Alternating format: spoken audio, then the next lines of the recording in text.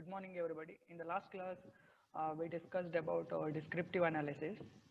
So, after collecting data, the next task for researcher is to he has to analyze the collected data. While going for analysis, he has two options. Either he can go for descriptive analysis or he can go for inferential analysis. See, descriptive analysis is nothing but he is just describing the character of the data or the pattern of the data. Either it answers the questions of what, or it may be answers the questions of when, but it does not explain the cause and effect or the relationship between the data. So that's why it is called descriptive analysis. We also discussed what are the techniques are there in descriptive analysis. So in descriptive analysis or in descriptive statistics, we discussed about there are two important types of descriptive statistics are there. One which explains a central tendency or a central tendency theory. We call it as a central tendency theory. So in central tendency, basically by taking the middle value or by taking the central value, we explaining the character of the or the nature of the data. And next type of the statistical tool in descriptive statistics is variation or the variance or the distribution of the data. Depending upon the distribution of the data or the scatteredness of the data, we explain how data are or the nature of the data. So under that, in central tendency, we have three statistical tools like mean, median, and mode. And in variation, we have again three like range, variance, and standard deviation. We also discussed uh, what do you mean by mean or how it is calculated and how we can use mean for our analysis purpose, and also we can use it for comparative analysis. Then median, how we can calculate a median, and analysis by using median. Then what do you mean by mode?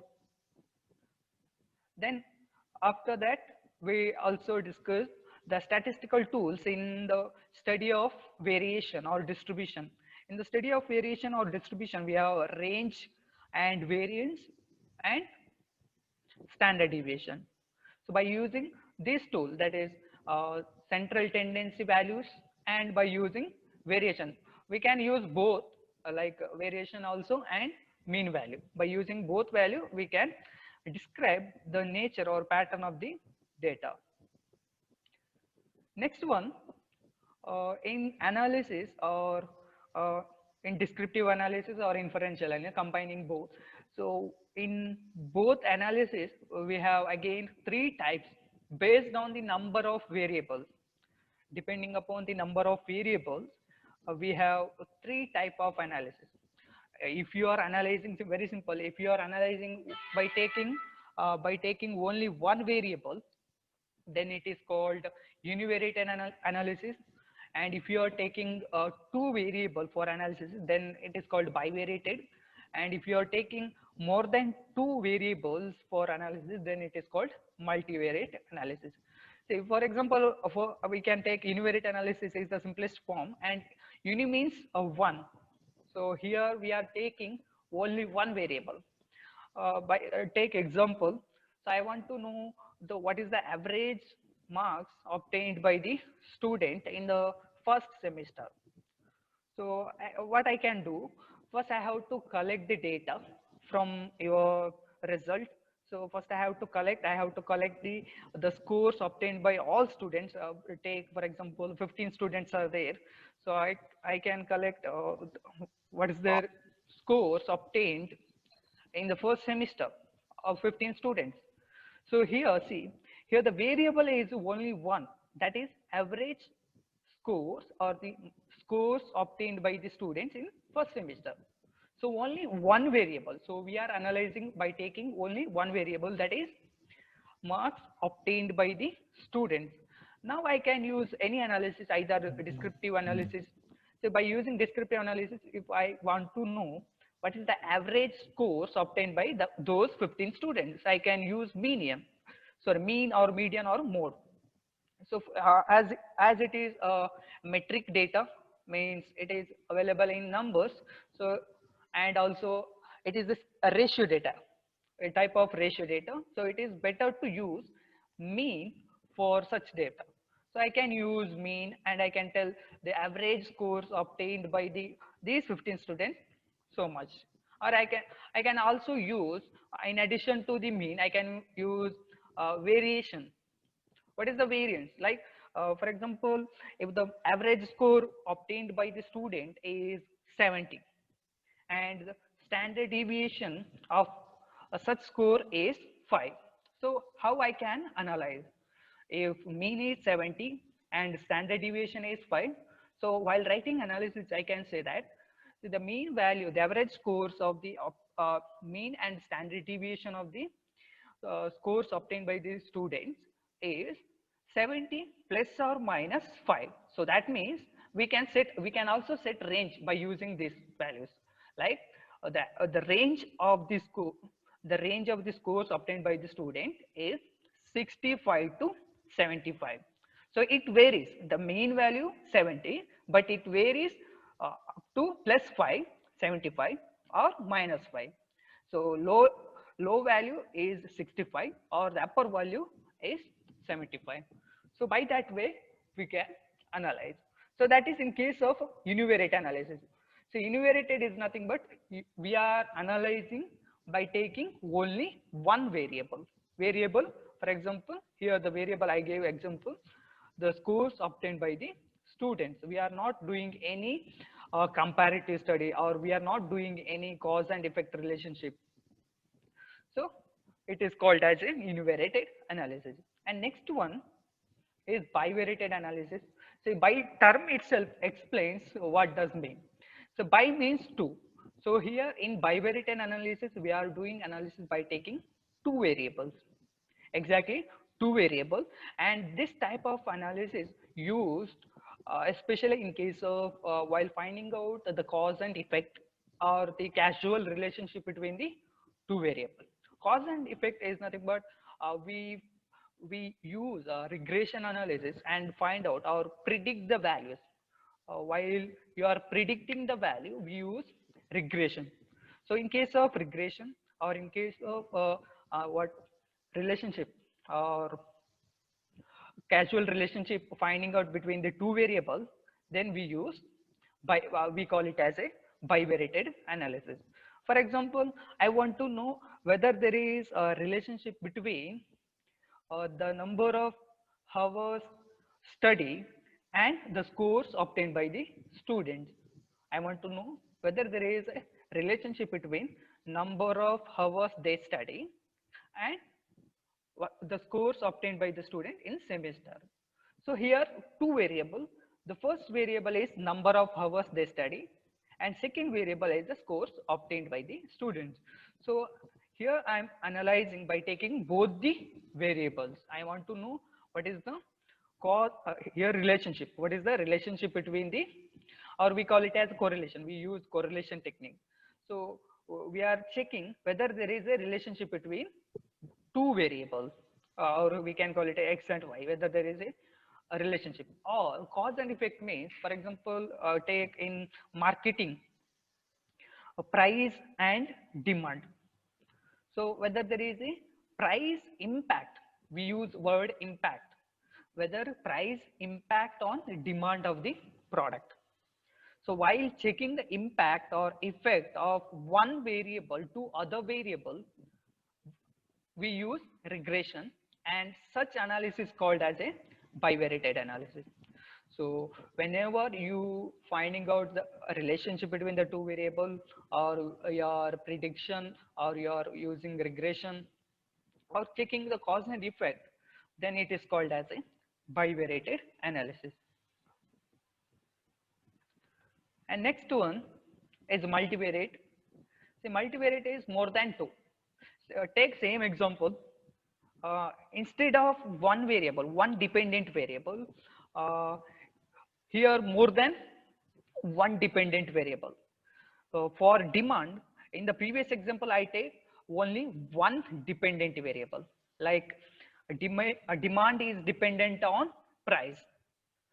That is bivariated analysis. If I take more than one dependent variable, see for example, for demand, price also has contribution, and the advertisement expense, the amount spent on advertisement also impact on the demand of the product or the quality of the product. So if I take more than one dependent variable and I want to know the relationship, I can check also whether there is a relationship between three dependent variable and one independent variable.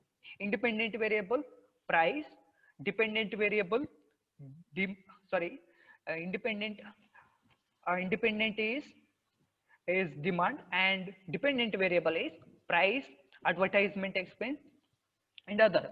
So if I take more than one dependent variable and I want to know the cause and effect and causal relationship between the variable, then it is called as a multivariate analysis.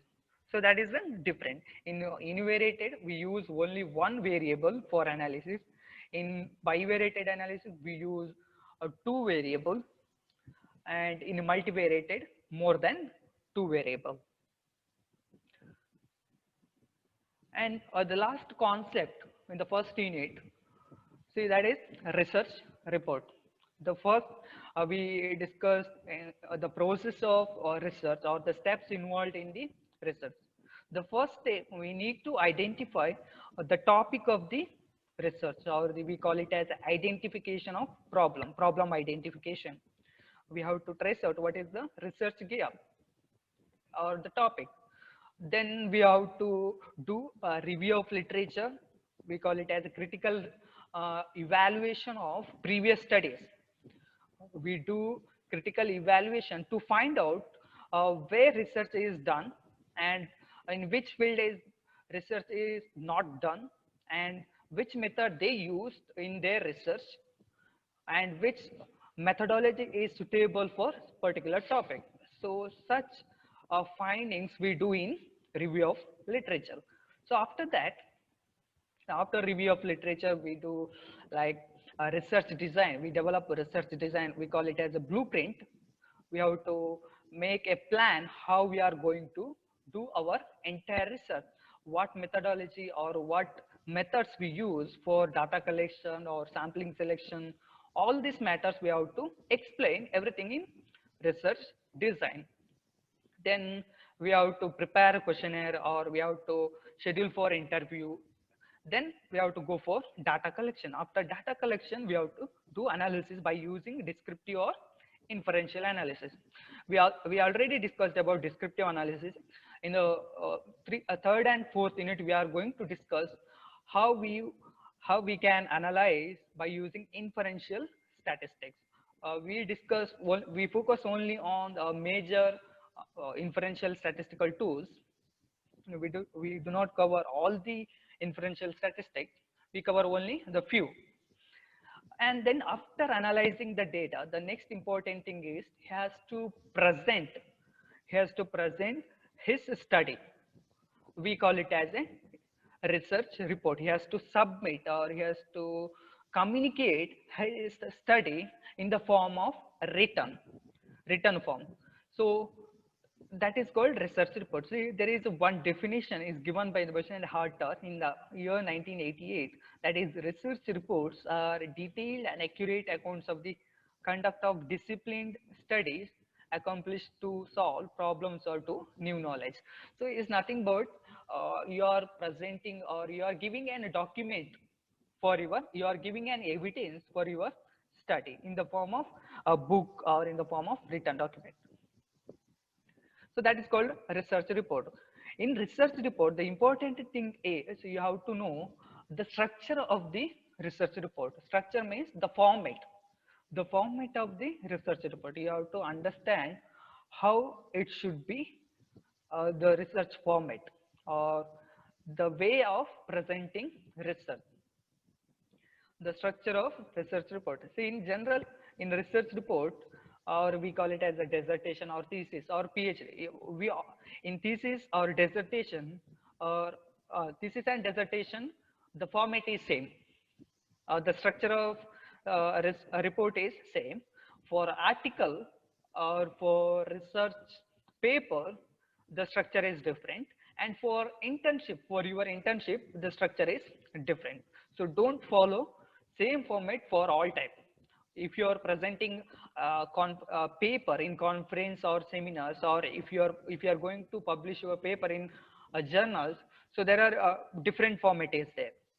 For thesis and dissertation, this format you have to follow, and internship also, because in internship the way of presentation is different. Sometimes in internship what happens, sometimes there may be no questionnaires. So sometimes what happens, the data collection may be just by observation, because you are doing a work under in some companies.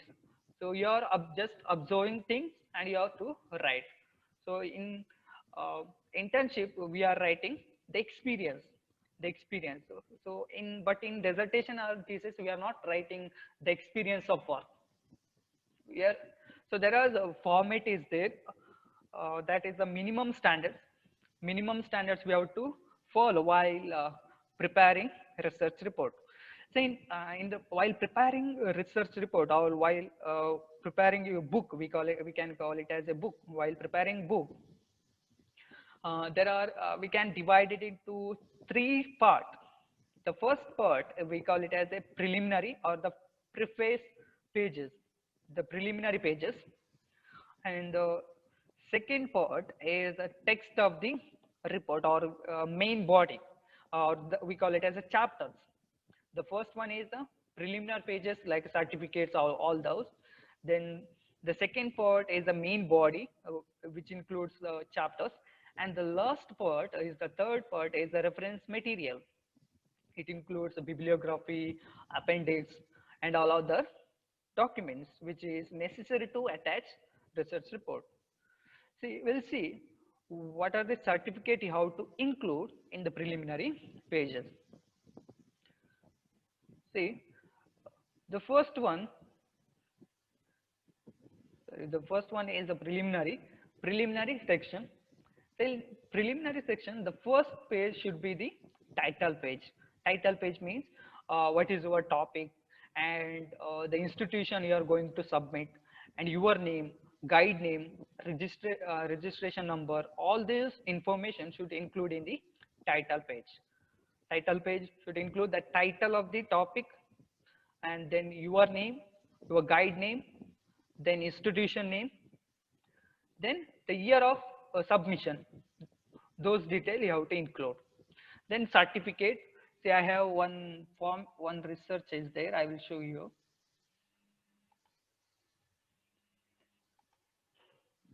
See here. This project.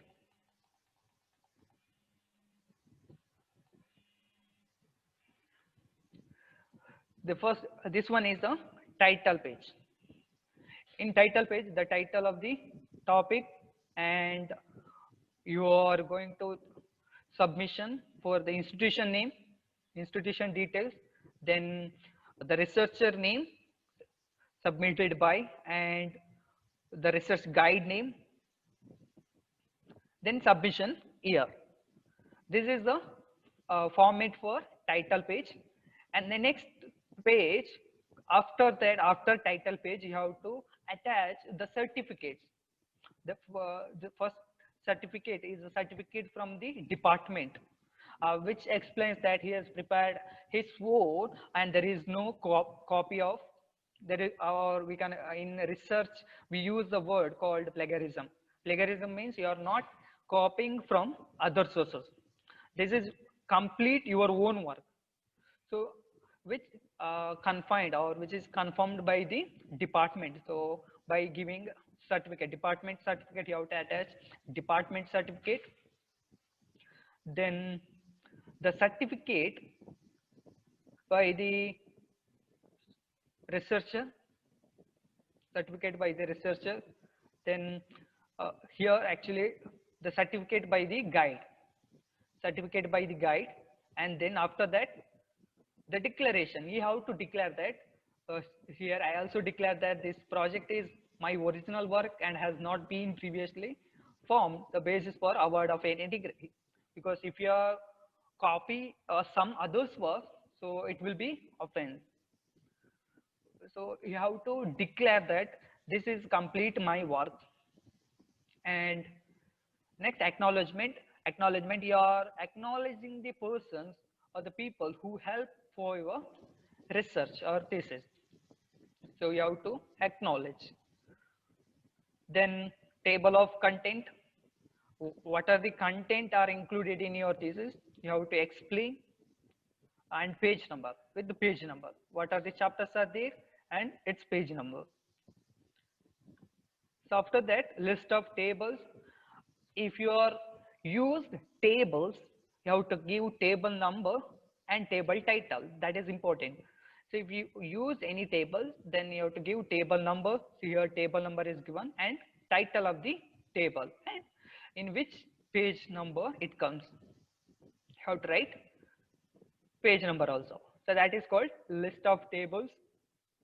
You have to show every tables. Then chart also, if you use the charts or diagram, then again you have to give number for chart also and the name, title for the chart and page number. So all these comes in the preliminary part. In the preliminary part, here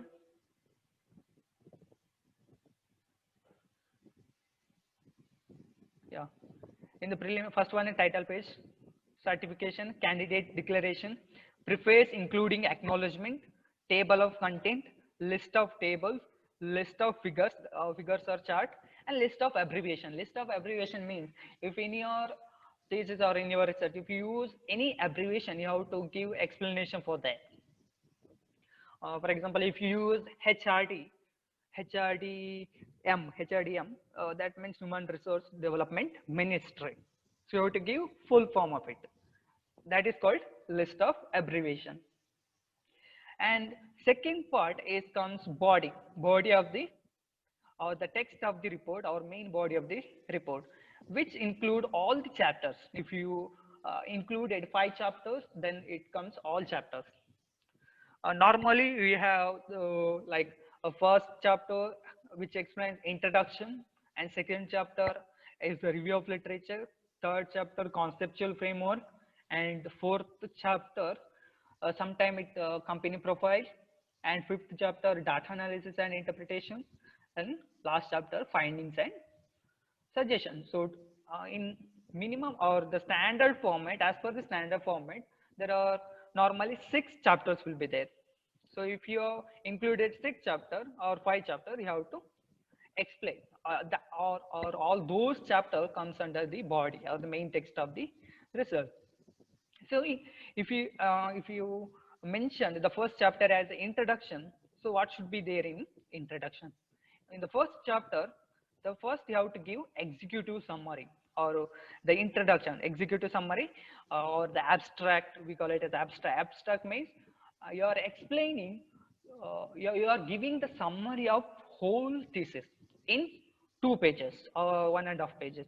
So that is called executive summary. You have to explain everything about your project or internship in just 2 pages. In research article, we call it as abstract. Here we call it as a executive summary. The first thing in chapter 1, you have to explain, you have to give a summary of your thesis. First is executive summary, then background of the study or history of the study, anything. So if there is any history or if there is any background for the study, you have to explain. Then problem statement in summary or in descriptive form, you have to write by using research gap and by using your objective, you have to explain in words.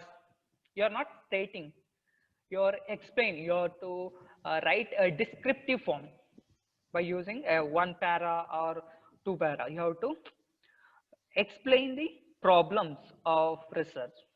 Then purposes and objectives of the study. Here you have to state exactly, you have to state what exactly the problem or objectives of the study, like to identify the employee satisfaction in the company, or to know the consumer satisfaction, or to understand, like that. You have to give, you have to write it in a statement form. So that is called the purposes and objectives of the, you have to state the objectives of the study. Then research question.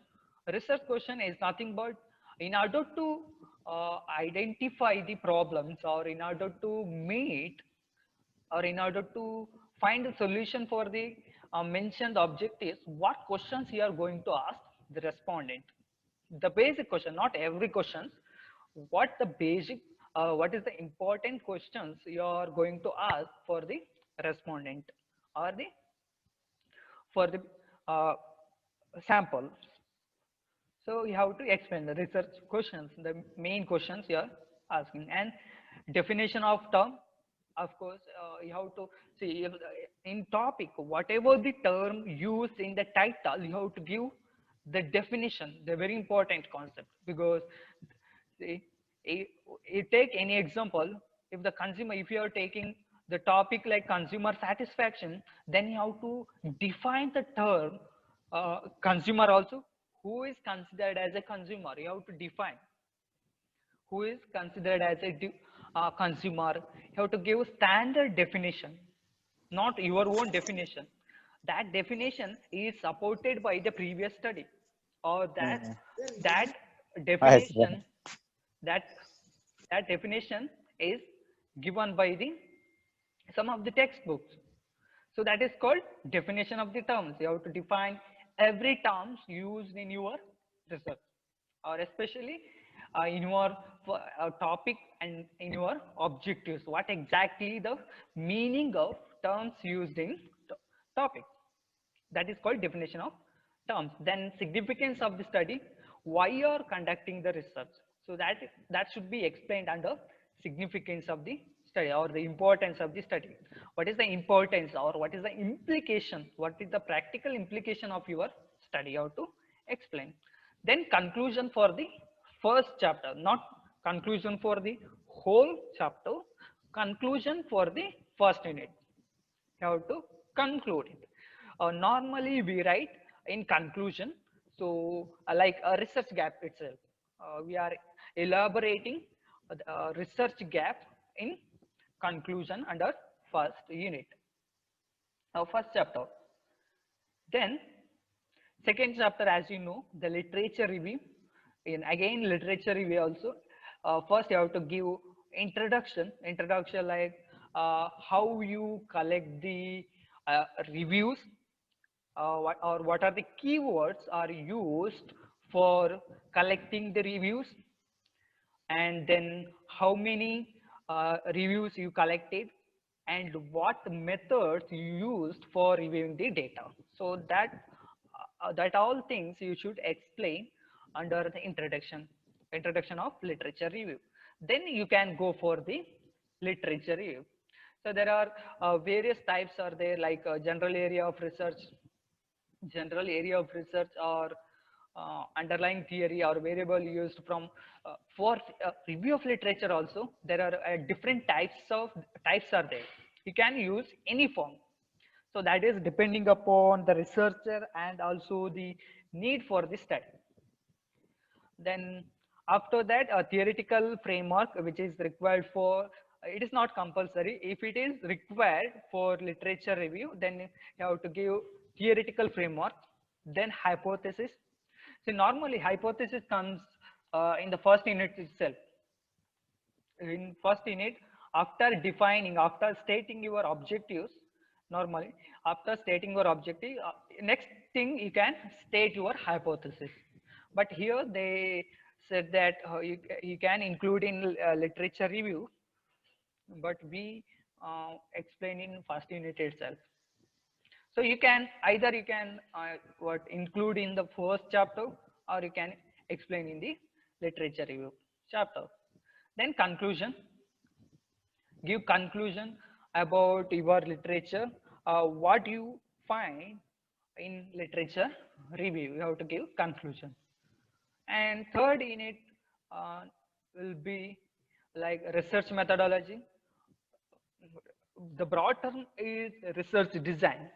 We can use research design. So in research design, we cover everything. It comes a sampling design also, it comes research methodology. So in third chapter, research methodology, in research methodology, how to give introduction or research design, what are the research design you are going to, or variable and measurement, as I said, what variables, variable is nothing but the questions. For example, your first question is the gender, then gender is one variable, then age is other variable, then income is other variable. So if those are the variables, then how you are going to measurement, how you are going to measure. If gender is a variable, then it is a nominal data, so you have to give coding number like 1 and 2. If it is a scale data, then what scale, like at in Likert scale, 5-point Likert scale or 3-point Likert scale. So like that, variable and measurement. Then questionnaire design, how you develop questionnaire, whether you developed your own or you developed already developed questionnaire standards. See, in questionnaire, you can use the questionnaires of the previous study also. That is not compulsory that, or here it is not compulsory that you only develop questionnaire. You can use questionnaire of the other study. So that is called a standard questionnaire because he already tested, or some other researcher already tested that questionnaire, the reliability and variability of the questionnaire. So that is why we call it as a standard questionnaire. So we can use it. We can use it same questionnaires for our study also. There is no offense. We can use it. If you are developing your own questionnaire, then there is a question of we have to check goodness of it, or we have to check the variability, reliability, all those factors or all those tests we have to conduct.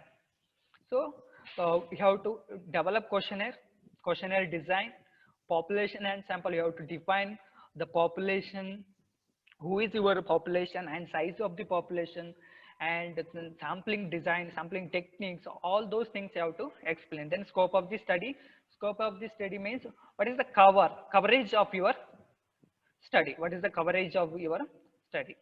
That is comes under scope of the study, which in terms of the concept also, which in terms of the concept also, and which in terms of the year. In terms of concept means I covering only, you are mentioning that I covering only consumer satisfaction of the Mangalore University. Only I cover only the consumer satisfaction by taking only some variable. In consumer satisfaction, there are many concepts are there. So I'm taking only 3 concepts. So to explain. So that is called scope. What is the scope of my study? In terms of concept, in terms of year means, so I'm conducting this research from this year to this year. So the findings of the study covers only the study period. So that is called scope of the study. Then data analysis method, what are the sources of data collection and methods you are using for analysis, all those. Then conclusion, you have to give the goodness of data. As I said, goodness of data means after collecting data, you have to check whether there is a missing values. See, sometimes what happens, some of the respondent may not responded properly. He may responded biasly, or he may respond, he may what he filled some of the data or some of the question, but not filled some of the question. He may leave some of the questions.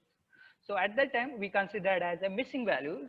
So while analyzing the data, we have to see that every details given by the respondent are properly, whether there is any missing value. If there is a missing value, we have alternatives for what, either we are transforming the values or we call it as infusion. Instead, in missing values, we are giving the mean values. So that is called infusion.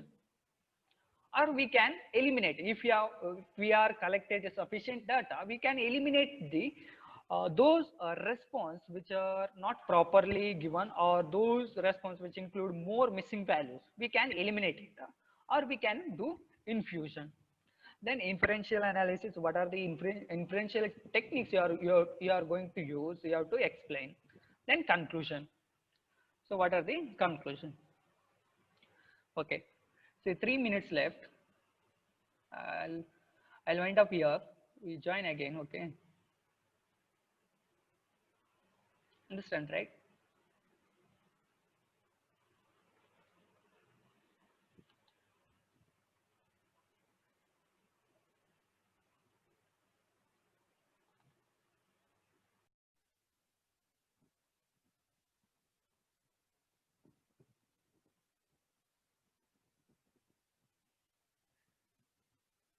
So those all concept comes under research methodology. Next chapter, after explaining research methodology, then you have to go for data collection, or we call it field work. Then you have to go for field work, collect data, then go for analysis. So in analysis part, we give first introduction.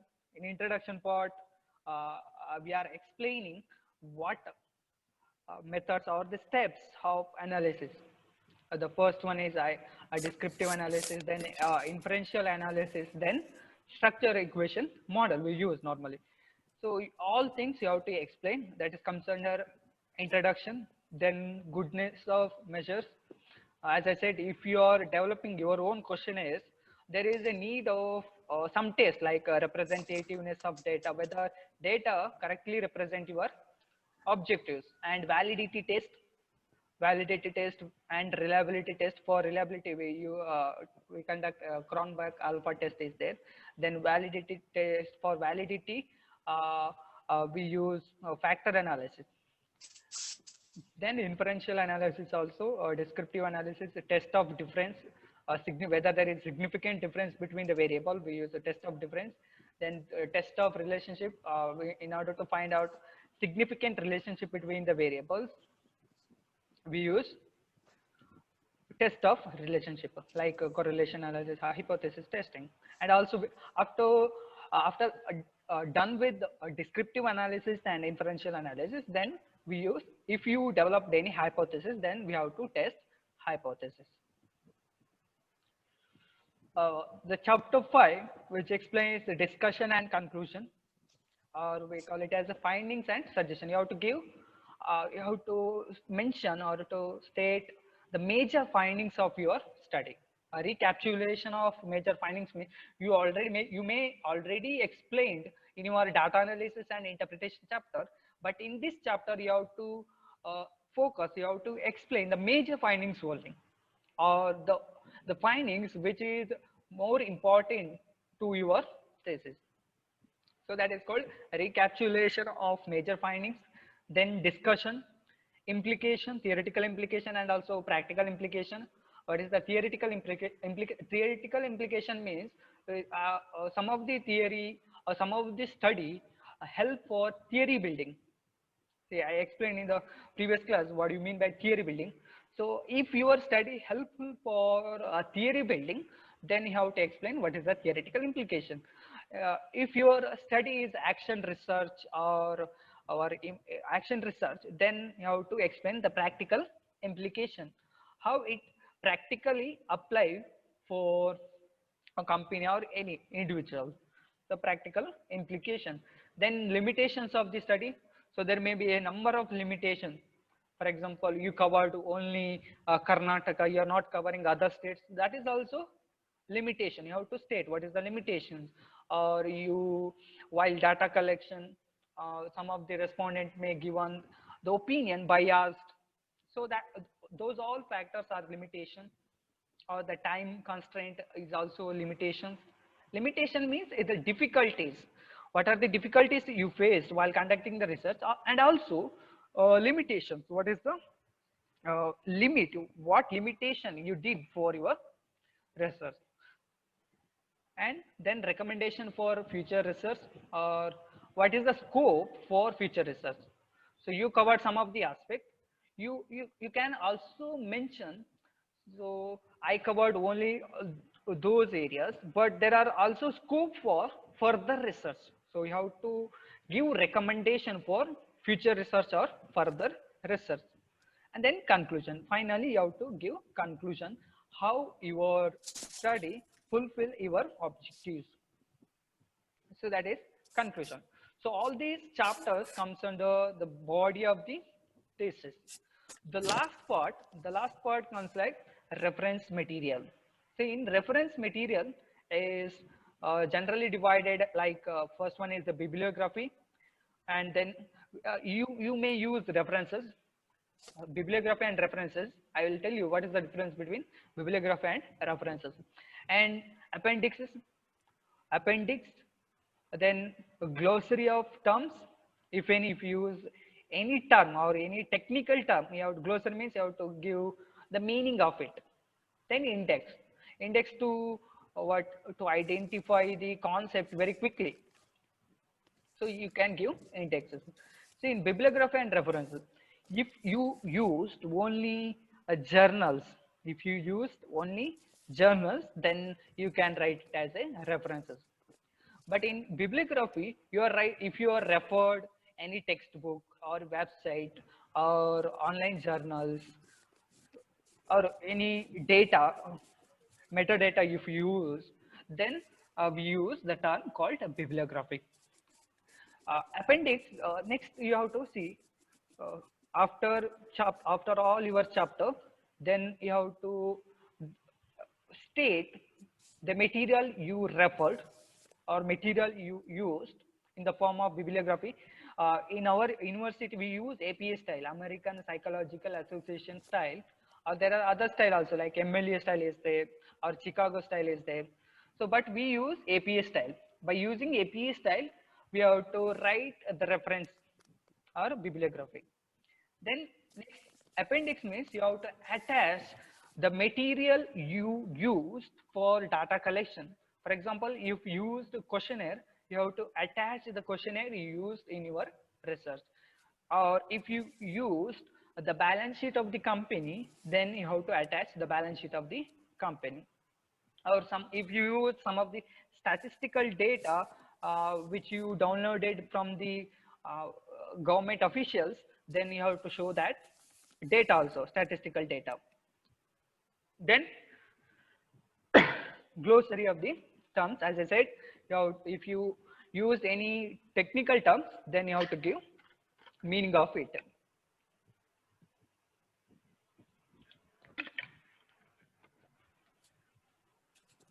So all this comes under research report. See, this project, as I explained, that comes under the first part, preliminary part, all the cover pages. Next, chapters, introduction, you have to state objectives, the scope of the study, then a statement of the problem, research problem, the sampling design, sample size. See, this is not a standard format. It is not compulsory that you have to strictly follow this format. You can, there may be variation in the format used by from one researcher to other researcher. So there is no standard format for research, but I am explaining one minimum a format you should follow while presenting your research. Research technique, data collection method, you have to explain methodology and limitation of the study. Seen here, he explained in the first unit itself, limitation of the study. Then chapter 2, review of literature. Review of literature means you have to state the author name and the year. This second unit. And chapter 3 is conceptual framework. Conceptual framework means theoretical background. Theoretical background. If you developed any theories, you have to explain it here. See, for example, here one theory is given, Abraham Maslow's hierarchy need theory, because her study is based on employee motivation. So On employee motivation, there is a famous theory is there, that is Maslow's hierarchy theory. You have to explain it. Then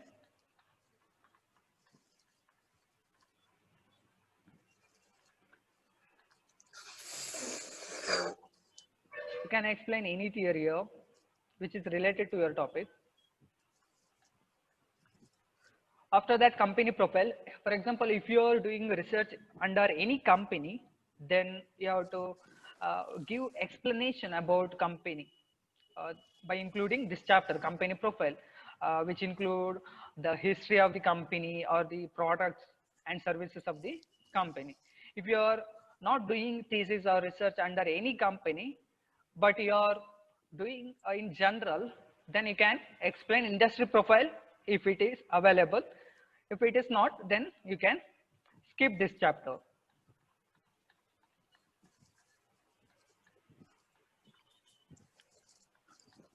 So all this information comes under company profile.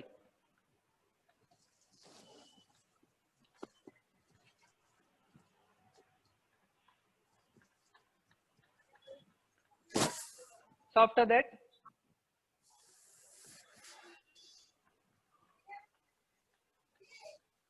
last fifth chapter here, fifth chapter, data analysis and interpretation. You are analyzing the data. So here she used descriptive statistics, that is percentage analysis. You can use percentage analysis or inferential analysis. So for beginner, I suggest descriptive analysis, that is by using a percentage or by using mean and standard deviation. So all this, see here, table number and title is important. Title she given here, title of the table and table number. For chart also you have to give name for chart and chart number.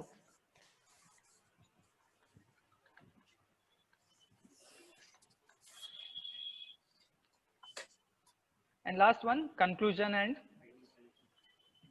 findings and suggestion. Say findings, finding you can divide findings to the management, findings to the employees, or findings to the findings from the government. And suggestion also you can divide suggestion to the government, suggestion to the employees, and suggestion to the company. And finally conclusion. After that, bibliography. Bibliography, see, in the form of APS type, you have to give numbers. Then appendix, the questionnaires you used for collecting the data.